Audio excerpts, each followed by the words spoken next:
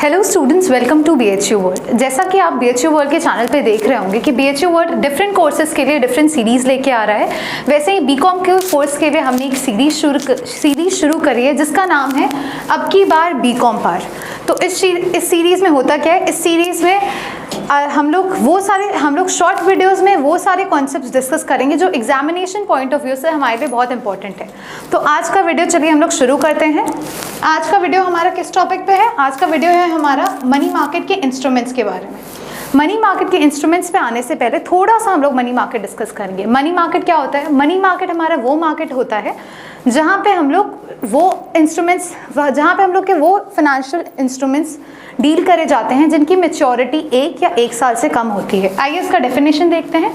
Money market is a market for short term funds which deals in monetary assets whose period of maturity is up to 1 year, जैसा कि हमने बात करी अभी। Next point, low risk unsecured and short term instruments that are highly liquid or issued. Low risk instruments कैसे कि since money market के जो इंस्ट्रूमेंट्स होते हैं वो आपके शॉर्ट टर्म इंस्ट्रूमेंट्स होते हैं। आपका मिनिमम 1 दिन और मैक्स टू मैक्स 1 साल तक आपका पैसा ब्लॉक होता है। तो इसमें सिंस आपका पैसा बहुत कम टाइम के लिए ब्लॉक हो रहा है तो इसमें रिस्क भी उतना ही कम है कंपैरेटिव। लाइक अगर आप कैपिटल मार्केट के इंस्ट्रूमेंट से कंपेयर करें तो मनी मार्केट के इंस्ट्रूमेंट्स में आपका पैसा बहुत कम टाइम के लिए ब्लॉक होता है, तो इसलिए इसमें रिस्क उतना ही कम है। Next is unsecured. अनसिक्योर्ड से क्या मतलब हुआ?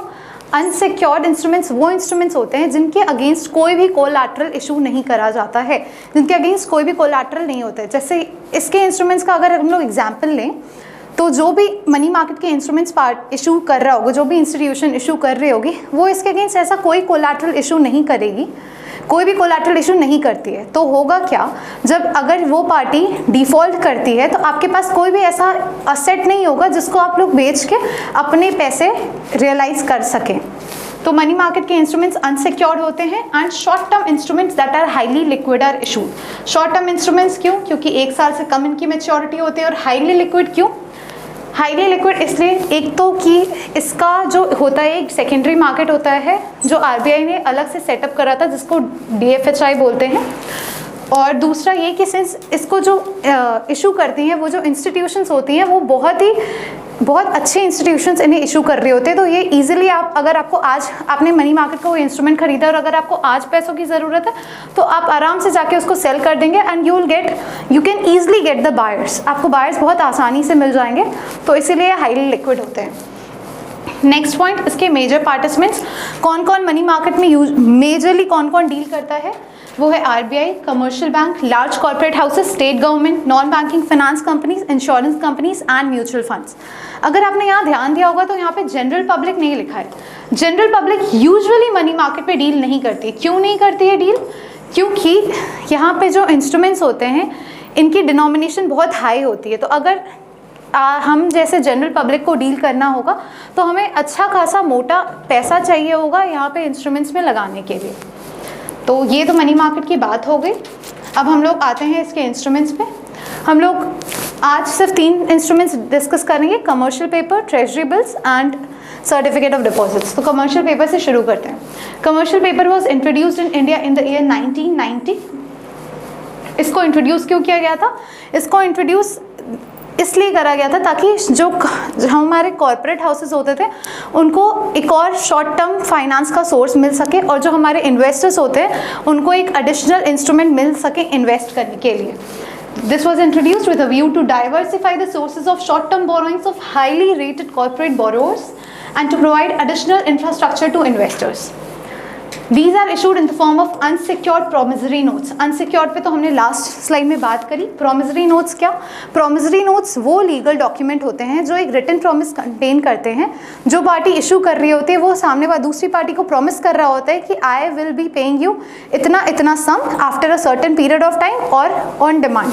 तो these are issued in the form of unsecured promissory notes. These are generally these are issued by large and credit-worthy companies. Credit-worthy companies वो कंपनीज जिन लोग ने SEBI registered credit rating agencies से minimum A3 की क्रेडिट रेटिंग ली हुई हो वो ही सिर्फ इसको इशू कर सकती हैं। To raise These are generally issued by large and credit-worthy companies to raise short-term funds directly from the market and not via banks. होता क्या है कि कमर्शियल जो कंपनीज होती हैं उनके पास अगर उनको शॉर्ट टर्म फंड्स की ज़रूरत पड़े तो उनके पास ये भी ऑप्शन होता है कि वो बैंक के पास चले जाए। फिर बैंक क्या करेगी, बैंक ये करेगी कि हमारे जो डिपॉजिट्स होते हैं बैंक के पास, हमारा जो पैसा होता है डिपॉजिट्स के फॉर्म में बैंक के पास, बैंक वही पैसा लेके हमारा इन कॉर्पोरेट हाउसेस को दे देती है। तो बैंक एक तरीके से लिंक बन जाती है हमारे जनरल पब्लिक और कॉर्पोरेट हाउसेस के बीच में। तो कमर्शियल पेपर ने क्या किया, वो सीधे सीधे उसने वो जो इंटरमीडिएरी बैंकिंग वाला रोल है, बैंक का जो रोल है वो हटा दिया। तो डायरेक्टली कमर्शियल पेपर्स के थ्रू जो कॉर्पोरेट हाउसेस होते हैं वो जनरल मार्केट से सीधे सीधे पैसा उठा सकते हैं। It gives companies the benefit of low cost financing, और इनको जो ये डायरेक्ट पैसा उठाना इनको बहुत सस्ता पड़ता है बैंकिंग से फाइनेंस कराने में। Then prior approval from RBI required. Companies, कोई भी कंपनी चाहे तो डायरेक्टली ऐसे इशू नहीं कर सकती, इवन दो जो अगर वो कंपनी कितनी भी अच्छी हो, कितनी भी क्रेडिट वर्दी हो, लेकिन उसको आरबीआई का अप्रूवल चाहिए होगा कमर्शियल पेपर इशू करने के लिए। And companies should fulfil the eligibility criteria and the guidelines laid down by the RBI. RBI की कुछ गाइडलाइंस हैं और जो भी कंपनीज उन गाइडलाइंस और एलिजिबिलिटी क्राइटेरिया को फुलफिल करती है, सिर्फ वही क्रेडिट वर्दी कंपनीज हमारी कमर्शियल पेपर को इशू कर सकती हैं। Then maturity period of credit commercial paper is 7 days to 1 year। अगर आपने एनसीईआरटी पढ़ी होगी तो आपको ये चीज़ उसमें 15 days लिखी हुई है, लेकिन ये आरबीआई की साइट से वेरीफाइड है। Maturity period, minimum maturity period of a commercial paper is 7 days। Next is issued at discount and redeemed at par. इसका एग्जाम्पल लेके समझते हैं। जैसे कि मान लीजिए कमर्शियल पेपर 100 रुपये का है, होता तो नहीं है लेकिन मान लीजिए 100 रुपये का है, तो जब कंपनीज इसको इशू कर रही होंगी तो वो 95, 98 जो आपका जो वैल्यू है उससे कम पे इशू करेंगे, और जब उसकी रीपेमेंट हो रही होती है तो वो आपको 100 पे मिलता है वैसे। तो these are issued at discount and redeemed at par. These are issued to provide short-term funds for seasonal and working capital needs। Company इन्हें क्यों इशू कर रही होती है? अपनी शॉर्ट टर्म फंड्स की रिक्वायरमेंट को फुलफिल करने के लिए। शॉर्ट टर्म फंड्स अब उनको वर्किंग कैपिटल की नीड्स हो सकती हैं। सीजन कुछ इंडस्ट्रीज होती हैं जो सीजनल बेसिस पे काम करती है, जैसे वुलन क्लोथ्स की हो गई या फिर अम्ब्रेला की हो गई, तो उनको सीजनल वर्किंग कैपिटल अगर चाहिए होगा, सीजनल फाइनेंशियल नीड्स आ जाती हैं अचानक से, तो वो कमर्शियल पेपर इशू कर सकती हैं। These are also issued to meet flotation cost। Flotation cost क्या होता है? जब भी companies long term finance raise करती हैं तो उनको कुछ शॉर्ट टर्म कॉस्ट भी बेयर करने पड़ते हैं, जैसे कि अंडर राइटर का कॉस्ट बेयर करना पड़ेगा, उनको प्रोस्पेक्टस इशू कर रहा है तो उसका कॉस्ट बेयर करना पड़ेगा। तो वो कॉस्ट कंपनीज कैसे फाइनेंस करते हैं, कैसे उस कॉस्ट को मीट करते हैं? कमर्शियल पेपर के थ्रू। इसी चीज़ को हम लोग ब्रिज फाइनेंसिंग भी बोलते हैं। ब्रिज फाइनेंसिंग क्या होता है? मान लीजिए कि अभी एक कंपनी है, it's a company, अभी इसके पास डेफिसिट फंड है और इसको पहुंचना कहाँ पे? इसको एक ऐसी सिचुएशन में पहुंचना है जहाँ पे इसके पास सरप्लस लॉन्ग टर्म फंड हो। तो ये जो दूरी है बेसिकली, इसको यहाँ पे भी बहुत सारा कॉस्ट कंपनी को इनकर करना पड़ता है। इस कॉस्ट को इनकर करने के लिए जो फाइनेंसिंग की जाती है उसको ब्रिज फाइनेंसिंग बोलते हैं। Then these are issued for a minimum denomination of rupees 5 lakhs and in multiples thereof। Commercial paper की वैल्यू मिनिमम 5 लाख होती है और ये उसके मल्टीपल्स में ही इशू होता है। यानी कि कमर्शियल पेपर आपका 8 लाख या 9 लाख में नहीं इशू होगा। किसी कमर्शियल पेपर की वैल्यू अगर आपने देखा हो तो वो 5 लाख, 10 लाख, 15 लाख, 20 लाख ऐसे होती है। चलिए अब हम लोग नेक्स्ट इंस्ट्रूमेंट पे आते हैं जो कि है ट्रेजरी बिल। ट्रेजरी बिल हमारी जो गवर्नमेंट की शॉर्ट टर्म बोरोइंग्स होती हैं उसको रिप्रेजेंट करता है। तो जैसे कि कमर्शियल पेपर हमारा था वो हमारा क्रेडिट वर्दी कंपनीज इशू करती हैं, वैसे ही ट्रेजरी बिल वो हमारी क्रेडिट वर्दी कंपनीज की जो शॉर्ट टर्म बोरोइंग्स होती है उसको रिप्रेजेंट करता है एक तरीके से। हमारा जो ट्रेजरी बिल है वो हमारी गवर्नमेंट की शॉर्ट टर्म बोरोइंग्स को रिप्रेजेंट करता है, पर्टिकुलरली सेंट्रल गवर्नमेंट की। These were first issued in India in 1970। It represents short-term borrowings of the government of India, particularly central government. These are issued by the RBI। इसको RBI issue करती है auctions के through on behalf of the government of India। यानी कि government को जब भी पैसे चाहिए होते हैं तो RBI को कॉल करती है, फिर RBI ऑक्शन करती है और RBI ट्रेजरी बिल को बेचने के लिए ऑक्शन करती है और वैसे फिर फंड्स रेज करे जाते हैं। These are issued in the form of promissory notes। promissory note की पहले हम बात कर चुके हैं। Highly liquid, assured yield and negligible risk of default. ये कैसे? ये ऐसे कि इसको ये है, पहले किसकी बोरोइंग है? गवर्नमेंट ऑफ इंडिया की बोरोइंग है, पर्टिकुलरली सेंट्रल गवर्नमेंट की बोरोइंग है। इसको इशू कौन कर रहा है? इसको आरबीआई उसके बिहाफ पे इशू कर रही है। तो यहाँ पे हमारे जो दो मेजर इंस्टीट्यूशंस हैं, ये उनका एक तरीके से कह सकते हैं उनका इंस्ट्रूमेंट है। तो यहाँ पे डिफ़ॉल्ट करने का जो रिस्क है, डिफ़ॉल्ट होने का जो रिस्क है, वो एकदम ना के बराबर होता है। They carry negligible risk of default. These are issued at a price lower than their face value and repaid at par. इनको भी इनके फेस वैल्यू से कम प्राइस पे इशू करा जाता है। मान लीजिए ट्रेजरी बिल 100 रुपये का है, तो इसको 99 रुपीज़ पे इशू करा जाएगा, और वो जो 1 या 2 रुपये जो होते हैं वो उसका डिस्काउंट होते हैं, और वो ही एक तरीके से इन्वेस्टर के लिए उसकी इनकम होते हैं। These are issued at a price lower than the face value and repaid at par. This difference is the interest receivable on them and is called discount. Zero coupon bonds. Zero coupon bonds क्या होते हैं? Zero coupon bonds वो सारे instruments होते हैं जिनको हम लोग डिस्काउंट पे इशू करते हैं और जिनका रिडम्पशन हम लोग पार पे होता है। तो treasury bill is one of the zero coupon bonds.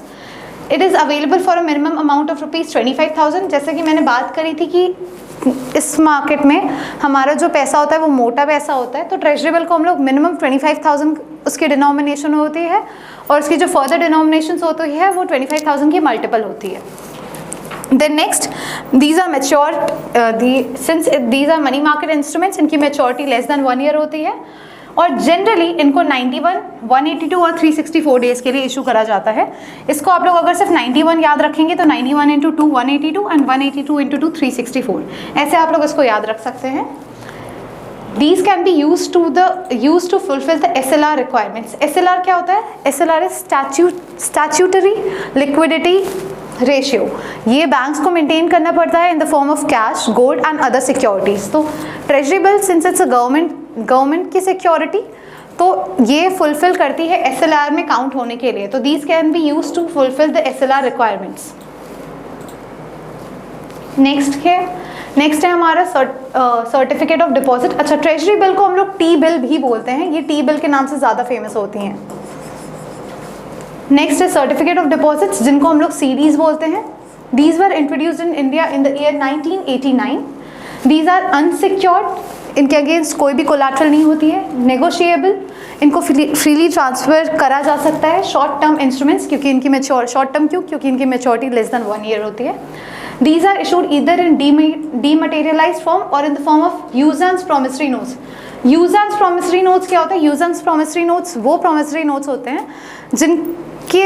जिसपे वो मेंशन होता है, जैसे कि मैंने आपको बताया था कि promissory notes में एक लीगल डॉक्यूमेंट होता है जिसमें एक रिटन प्रॉमिस करता है इशूअर कि मैं आपको इतने टाइम के बाद पेमेंट करूंगा। तो जो टाइम होता है वो यूज एंड प्रॉमिसरी नोट्स के केस में स्पेसिफाइड होता है कि कितने टाइम बाद पेमेंट होगी। And these are issued against the funds deposited at a bank or other eligible financial institutions. इनको डिपॉजिट्स के अगेंस्ट में इशू करा जाता है। कौन इशू करता है इसको? These are issued by scheduled commercial banks and select development financial institutions like SIDBI.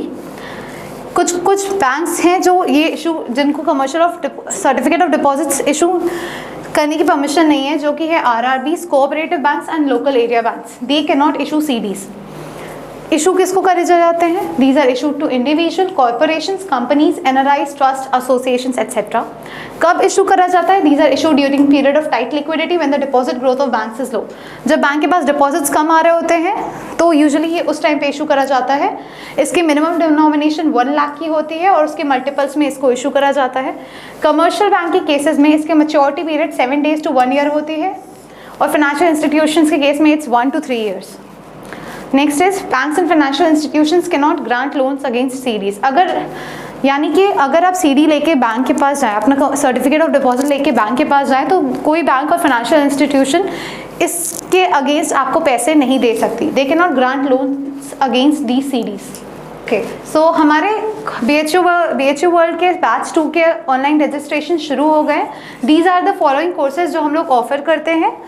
आप हम लोग से जुड़ने के लिए आप शिक्षा वर्ल्ड का ऐप गूगल प्ले स्टोर पे जाके डाउनलोड कर सकते हैं, या तो आप हमारे साइट से भी इंफॉर्मेशन ले सकते हैं। अगर आपको और कोई क्वेरीज हो तो आप इस नंबर पे कांटेक्ट कर सकते हैं। चलिए आइए अब हम लोग क्वेश्चंस देखते हैं। तो अब हम लोग क्वेश्चंस डिस्कस करने जा रहे हैं। अब जितना हमने पढ़ा था अब उससे क्वेश्चन देखने जा रहे हैं कि अभी तक हमारे एंट्रेंस में उससे कितने क्वेश्चंस आए हैं और क्या क्या क्वेश्चंस आए हैं। तो पहला क्वेश्चन हमारा 2020 से है, the maximum maturity period for which the commercial paper is issued is. Maximum commercial paper है हमारा, कमर्शियल पेपर मनी मार्केट का इंस्ट्रूमेंट है। मनी मार्केट के इंस्ट्रूमेंट्स का क्या पता है आपको? मनी मार्केट के इंस्ट्रूमेंट्स हमारे वो इंस्ट्रूमेंट्स होते हैं जिनकी maturity period max to max 1 साल होती है, तो इसका आंसर होगा आपका 12 months. Next, which one of the following is a feature of treasury bill. Treasury bills आप अभी हम लोग ने पढ़ा था, ये नेगोशिएबल होता है, उसको आप लोग इजीली ट्रांसफर कर सकते हैं। एब्सेंस ऑफ डिफॉल्ट रिस्क, ये क्यों था, ये हमने बात करी थी, क्योंकि सिंस ये गवर्नमेंट का होता है, एक तरीके से गवर्नमेंट की शॉर्ट टर्म बोरिंग्स रिप्रेजेंट कर रहे होते हैं और इसको आरबीआई इशू करते हैं, तो ये नेग्लिजिबल रिस्क को कैरी करती है। Next is eligibility for inclusion in SLR, ये हम लोग ने बात करी थी कि एसएलआर में कैश, हम एसएलआर में बैंक्स को एसएलआर मेंटेन करना होता है in the form of cash, gold या फिर अदर सिक्योरिटीज, और since treasury bill is a government security it is eligible to be a part of the SLR, तो इसका आंसर क्या होगा? All of 3। Next, which one is not a merit of treasury bills, ये भी 2020 का question है। Safety तो पूरी होती है। लिक्विडिटी आपके आराम से हो जाएगी, गवर्नमेंट की शॉर्ट टर्म बोरिंग से आरबीआई इशू कर रही है, आराम से जाके आप लोग इसको कहीं पे भी बेच सकते हैं। और मैंने आपको इनिशियली बताया था कि डीएफएचआई नाम का, अगर कुछ धुंधला याद आ रहा होगा, कि डीएफएचआई नाम की एक इंस्टीट्यूशन होती है जो इस मनी मार्केट का सेकेंडरी मार्केट की तरह सर्व करती है, तो वहाँ पे भी जाके आप लोग इसको बेच सकते हैं। देन पुअर यील्ड, अभी इस पे बात नहीं करते हैं। Then sources of short term fund, since treasury bill is a instrument of money market, तो ये हमारे शॉर्ट टर्म फंड का सोर्स होता है। तो इसका आंसर क्या होगा? विच हमें पूछा गया है which is not a merit, तो ये तीनों तो हमारे मेरिट्स थे, तो this will not be a merit, so this will be the answer. Next question क्या है? Which one of the following is feature of commercial deposits. अब कमर्शियल डिपॉजिट तो हमने पढ़ा ही नहीं, आपको ऐसे आ जाएगा, आप लोग एग्जाम में तो आएंगे, आप बोलेंगे मैम तो कुछ पढ़ा ही नहीं थी, कमर्शियल डिपॉजिट तो सुना ही नहीं है, सब कुछ नहीं है। कमर्शियल डिपॉजिट्स हमारे सर्टिफिकेट ऑफ डिपॉजिट्स को ही रेफर करा जा रहा है यहाँ पे। आप ये चीज़ याद रखिए, सर्टिफिकेट ऑफ डिपॉजिट्स हमारे बैंक, हम लोग जो पैसे इन्वेस्ट करते हैं, हमारे जो डिपॉजिट्स होते हैं उनके अगेंस्ट इशू करा जाता है। तो कमर्शियल वर्ड पे ना जाके आप डिपॉजिट्स वर्ड पे चाहिए, और उसका आंसर वो अब इस तरीके से सॉल्व करेंगे, which of the following is a feature of हमारा सर्टिफिकेट ऑफ डिपॉजिट्स। तो certificate of deposit easily marketable है, मनी मार्केट का इंस्ट्रूमेंट है, तो लिक्विडिटी है, नेगोशिएबिलिटी इसकी पूरी थी, हमने वो चीज़ पढ़ी थी, तो इसका आंसर ऑल ऑफ द 3 होगा। नेक्स्ट, कमर्शियल पेपर आर, ये भी 2020 का क्वेश्चन है। कमर्शियल, अब मनी मार्केट, यहाँ पे सिक्योरिटी की बात की जा रही है। हम लोग ने मनी मार्केट को डिस्कस करते टाइम पहली स्लाइड में डिस्कस करा था कि इसके जो इंस्ट्रूमेंट्स होते हैं वो अनसिक्योर्ड होते हैं, इनके अगेंस्ट कोई भी कोलैटरल इशू नहीं करा जाता है। तो commercial paper is a money market instrument, तो commercial paper is also unsecured. Next is the minimum denomination of commercial deposits. फिर से commercial deposits, certificate of deposits is 1 lakh, ये भी 2020 का क्वेश्चन है। तो आप लोग देख रहे हैं कि हमारे बस इन 3 टॉपिक्स को और मनी मार्केट का आपने थोड़ा ब्रीफिंग ले ली, और इससे आपके 2020 में कितने सारे क्वेश्चंस फंसे हैं। Next question is commercial papers were introduced in India in the year 1990। अगर आपको याद हो तो, अगर आपने लेक्चर सुना हो तो आपको ये याद होना चाहिए। Commercial paper is issued by, commercial paper को कौन इशू करता है? कंपनी इशू करती है। Next, certificate of deposits can be subscribed by, मैंने आपको बताया था सर्टिफिकेट ऑफ डिपॉजिट्स किसको इशू करा जा सकता है। तो अगर उस टाइम पे उस चीज़ पे ध्यान दिया हो तो इसको आप लोग इजीली आंसर कर जाएंगे। इंडिविजुअल्स हम लोग एक बार देख लेते हैं, सर्टिफिकेट ऑफ डिपॉजिट को किसको इशू करा जा सकता है? Individual, corporations, companies, NRIs, trust, associations etcetera. ठीक है, तो कमर्शियल पेपर, तो सर्टिफिकेट ऑफ डिपॉजिट्स इंडिविजुअल था, वहाँ पे ट्रस्ट था, एनआरआईज थे, तो इसका आंसर होगा all of the 3। Next is, ये भी 2019 का क्वेश्चन है, certificate of deposits are security की फिर से बात की गई, मनी मार्केट का इंस्ट्रूमेंट है तो क्या होगा? Unsecured. Next is treasury bills represent short term borrowings. Short term borrowings treasury bill किसकी रिप्रेजेंट करते हैं? सेंट्रल गवर्नमेंट, यानी कि गवर्नमेंट ऑफ इंडिया की। और मैंने आपको एक लाइन पे ध्यान देने को उस टाइम भी बोला था, वो अभी पता चलेगा कि नेक्स्ट क्वेश्चन से कि आपने उस टाइम पे ध्यान दिया था या नहीं। Treasury bills are issued on behalf of the government of India, on behalf of the central government by, central government के बिहाफ पे ट्रेजरी बिल्स को कौन इशू करता है? इशू करती है उसको RBI। Next question is the certificate of deposit shall be issued for minimum maturity period of, ये 2018 का क्वेश्चन है, that is 7 days।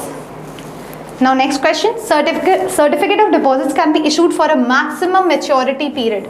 certificate of deposit हमारा मनी मार्केट का इंस्ट्रूमेंट है, मनी मार्केट का इंस्ट्रूमेंट है तो उसकी मैक्सिमम मेच्योरिटी पीरियड होगी 12 महीने या फिर 1 साल। ये हमारा 2018 का क्वेश्चन है।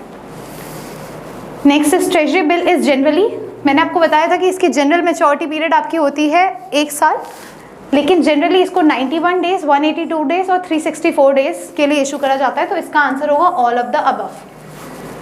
Next question, the minimum maturity period for which the commercial paper is issued is, इसका आंसर होगा 7 days।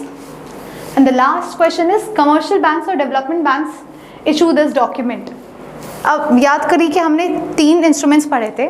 पहला इंस्ट्रूमेंट था हमारा कमर्शियल पेपर, जो लार्ज क्रेडिट वर्दी कंपनीज इशू करती हैं, हाँ कंपनीज की बात हुई है, नहीं हुई है। दूसरा इंस्ट्रूमेंट था हमारा ट्रेजरी बिल्स, जो हमारी गवर्नमेंट की बोरोइंग्स होती है, जिसको RBI इशू करा, RBI जो गवर्नमेंट के बिहाफ पे इशू करती है। यहाँ पे RBI या फिर गवर्नमेंट की कुछ किसी चीज़ की बात की गई है, नहीं। लास्ट इंस्ट्रूमेंट हमारा जो तीसरा इंस्ट्रूमेंट जो हमने डिस्कस करा था वो क्या था, सर्टिफिकेट ऑफ डिपॉजिट्स। उसका क्या पढ़ा था हमने, those are issued by scheduled commercial banks. अब इस क्वेश्चन को आपने देखा तो आपको ये चीज़ पता होनी चाहिए कि आपको BHU में आपको वर्ड बाय वर्ड चीज़ें नहीं मिलेंगी। जैसे आपने कमर्शियल डिपॉजिट देखा, कमर्शियल डिपॉजिट नाम की तो चीज़ हमने पढ़ी नहीं, तो आपको उधर थोड़ा सा लॉजिक और थोड़ा कॉमन सेंस भी लगाना होगा। तो कमर्शियल बैंक्स और development banks issue this document, वो उसका आंसर क्या है, सर्टिफिकेट ऑफ डिपॉजिट। तो आपने देखा कि हमारे ये छोटे से टॉपिक से इतने सारे क्वेश्चन उठे हैं। लास्ट ईयर तो 2020 में तो इससे शायद 5-6 क्वेश्चन उठे हैं, if I am not wrong. तो ऐसे ही हम लोग मिलते रहेंगे शॉर्ट वीडियोस के थ्रू, इम्पॉर्टेंट चीज़ें डिस्कस करते रहेंगे। तो अगर आपको वीडियो पसंद आया तो कृपया इसको लाइक करें, शेयर करें एंड सब्सक्राइब करें। Thank you.